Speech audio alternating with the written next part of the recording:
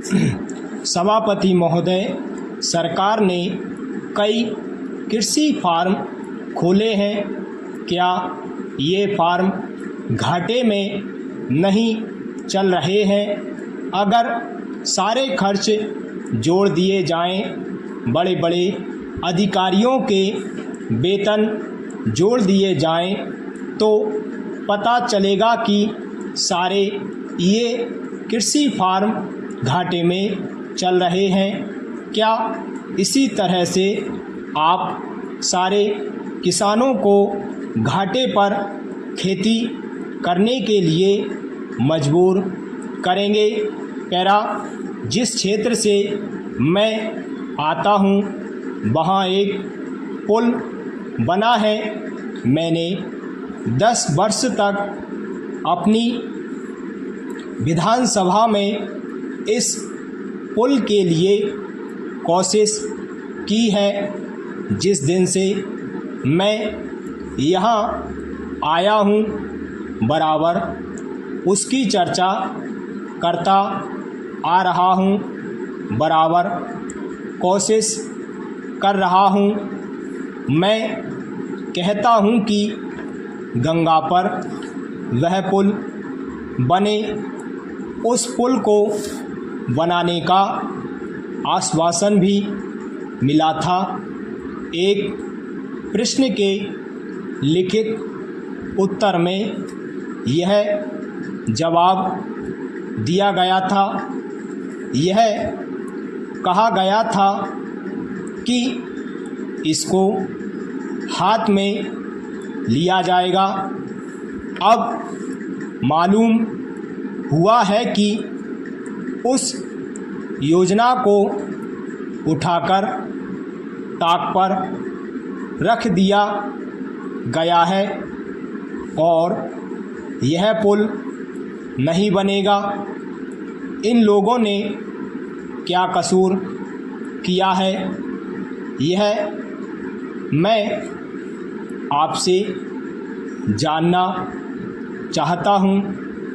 हमारे क्षेत्र के लोगों ने पाकिस्तान की लड़ाई में सरकार को हर तरह का सहयोग दिया था, हर तरह की सहायता दी थी। हमारे यहाँ के नौजवान भी मोर्चे पर जाकर डटे। जिस समय पाकिस्तान के साथ हमारा युद्ध चल रहा था, तो कहीं कोई बात नहीं थी। अन्न की कमी कहीं नहीं थी। अन्न की कमी भी हमारे विरोधी साथी पैदा करते हैं, जो यह चाहते हैं कि सरकार असफल हो जाए। ये लोग जो कहते हैं उसको आप समझें। एक तरफ तो हमारे मित्र की बात है जो देश के बड़े बड़े शहरों में दंगे करवाते हैं। दूसरी तरफ हम हैं जो कि इनकी बातों को नहीं समझ पाते। इनको सभी वे लोग मिल जाते हैं जो बेकार होते हैं या जो दंगे करवाने के लिए उत्सुक हैं।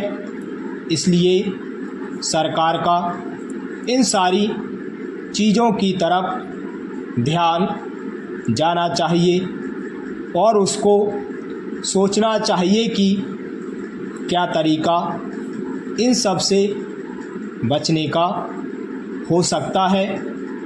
एक ही तरीका हो सकता है कि इस देश में हर आदमी को काम मिले, देहात में लोगों को करने के लिए काम मिले और खादी कमीशन की जो योजना है और जो कि एक अच्छी योजना है वह ठीक तरह से चले। सौभाग्य से मैं आर्य समाज संगठन से संबंध रखता हूँ।